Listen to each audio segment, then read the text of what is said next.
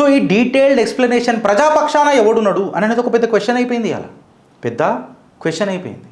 మళ్ళీ అంత డిసిప్లిన్ పార్టీకి కూడా ఇవాళ ఎందుకు ఆ వ్యాక్యూమ్ వస్తున్నది అనేది అర్థమవుతలేదు. అత్యంత పవిత్ర పావనమైన అయోధ్య రామ మందిరం ఇంకా బద్రీనాథ్లా సిట్ ఎందుకు పెట్టాల్సి వచ్చింది?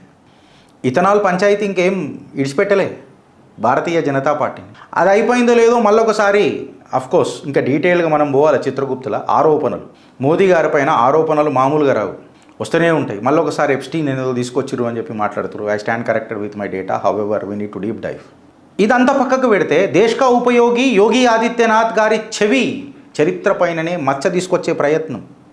ఇంకొక పెద్ద కనెక్షన్, ఢిల్లీ గల్లీలల్లా సోనం వాంగ్చుక్ నిరార దీక్ష.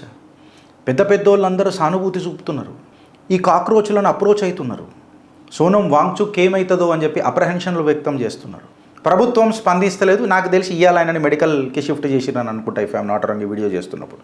మళ్ళీ ఇవన్నీ జరుగుతున్నప్పుడు మా యువ నాయకుడు, మా హోపు, మా నమ్మకం, మా నిమ్మకాయ, సి విటమిన్ కదా నిమ్మకాయ అంటే, మా రాహుల్ గాంధీ గారు కూడా లేకపోయి చెప్పుకుందామంటే ఎవరికి చెప్పుకునేది, ఏం మాట్లాడేది?